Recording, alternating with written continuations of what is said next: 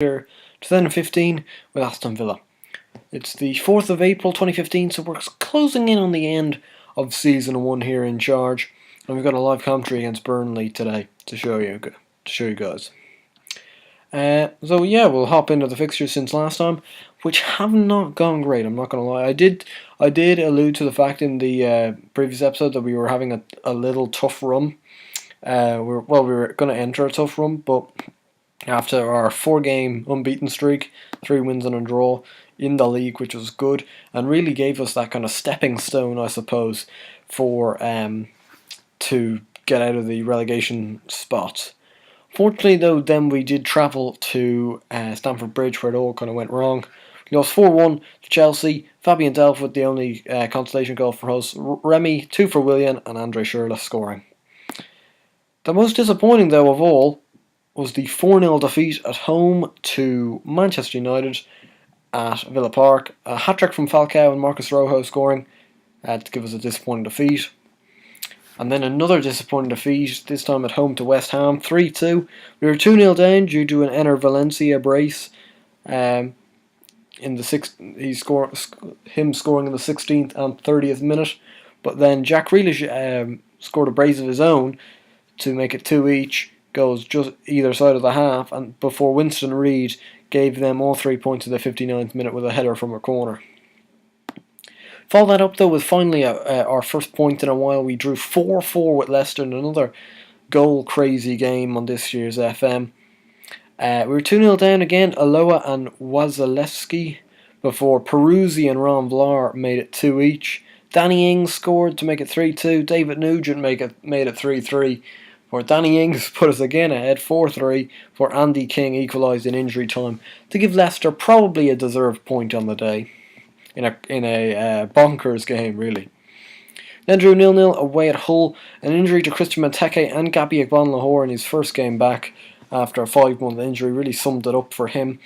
It was only 2 weeks though, so I think he's just about back now, but he won't make the matchday squad. Unfortunately, though, with that Benteke injury, we are having to change the formation again due to our lack of strikers. And then, last but not least, we lost 3-2 away at Manchester City at the Etihad, which I thought was a good effort. Ron Vlaar scoring twice, one from the penalty spot, one from a corner, but he also turned the ball into his own net, which really cost us the game. Scott Sinclair and Sergio Aguero also on the score sheet for Man City. So 2 points out of a possible 18 since you last saw us, which has definitely not been ideal, and kind of dragged us back into the relegation fight, I suppose. We're 3 points away from it. We're playing Burnley today, who are 13th. So we could actually overtake Burnley if we win today. But then again, if we lose today, we might be right back in this scrap, which we don't want to get it back into. We really want to set ourselves apart from those teams going down. Yeah, so I think that's as much as you guys need to know. So we're going to go into the match preview. Chris Benteke is out for 5 to 6 weeks, I think, which means he'll only be... How long more is it? 3 to 4 weeks. Tom Cleverley, 6 to 11 days. Gabriel Bonhor just back. Joe Cole, 3 to 4 weeks. Ashley Westwood, 11 days and 2 weeks. The team is Adler in goals. Back for Sissoko, Vlara, Corre and Peruzzi, who's been actually quite good at right back. Sanchez, Bacuna, Delph, and Zogby and Grealish on the wings with Danny Ings up front on his own. So we've returned to our old formation at the start of the season, which brought mixed rewards, so I'm not quite so sure about how this is going to go. Danny Ings has been quite good actually up front. He's not been the biggest goal scorer, but his average ratings are quite decent, which is quite good because he's either getting assists or he's just helping out, kind of, without really even being a huge goal scorer. Like 3 goals in 9 starts in 2 appearances off the bench isn't great, but an average rating of over 7 is not to be sniffed at all. So we We start off this game here at Villa Park. And an early warning for Gino Peruzzi at right back. He's been really quite good since joining in January for 3.3 million. Danny Ings, of course, one of the other signings. So he, as I've said before, he's been quite good. And then Dan Burn, he wasn't really a first team signing, as Lucas Juskowicz is in there, and really probably should have scored there, but hits it wide. Dan Burn, the centre back from Fulham, he wasn't really signed as a first team player, so he hasn't really been featuring too much.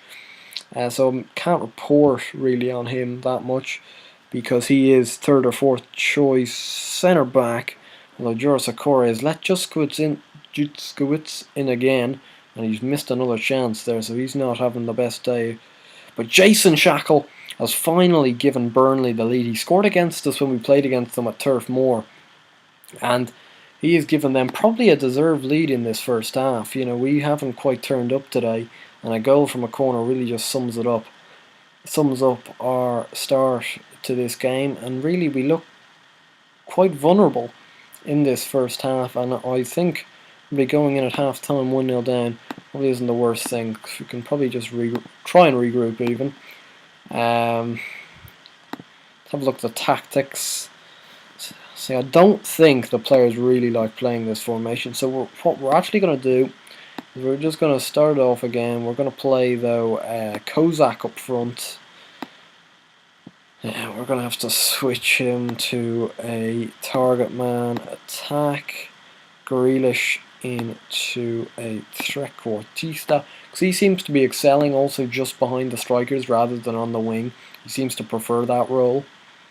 So we're going back to the tactic we're using when Benteke and Ings are around, but instead we've got Kozak as the target man. He hasn't really cut the mustard though, Kozak, I have to say. I've been fairly disappointed. I know I haven't really asked, I haven't asked him to play that much, but nonetheless he hasn't really done anything when playing. As Ron Vlaar there picks up an injury, so it's going to have to be a appearance for Dan Burn off the bench. I was just talking about him. He hasn't really got much game time. Well, here he's got a half an hour to play, but it's not really suited for his capabilities, the actual match situation, as we need a goal here. We don't need to consolidate. What we're going to do is go to overload, try and really press men forward, because we haven't really created anything in this second half, despite apparently trying to press for a goal. So, and it doesn't really look like we're going to break through this solid Burnley defence. We haven't created a clear-cut chance all day, and it looks like we're going to be heading home with no points here at Villa Park, at home to Burnley, which is really a disgraceful result, and one that I'm not very proud about whatsoever. Hopefully the results weren't too bad, and they weren't, so we are still 3 points kind of above the drop, but those are results we won't look to try and repeat, because we're on a little bit of a barren run here. 2 points now from the last 21 on offer to us, and losing at home to Burnley, they've had a better season, they've been overachievers this year, but you know, it's still unacceptable to lose to them, and in such comfortable fashion. We didn't even really go down with a fight, as Ron Vlaar is going to have to go to a specialist, which means 2 to 3 months out without Ron Vlaar due to a hip injury. So he's gone for the rest of the season. So that actually does, though, open up, I suppose, a pathway for Dan Burn into the team. Has he been progressing? Not really. But he hasn't been regressing either. He's a huge guy, 201 centimeters, so he should have that sort of area ability that he does have. In the next live commentary will be the last game of the season at home to Arsenal. I know I did do the Arsenal game earlier in the season, the away to Arsenal early in the season, so I'm sorry about that, showing them twice. Obviously that's not very ideal, but nonetheless it is the last game of the season, and it's probably one that I have to live commentate.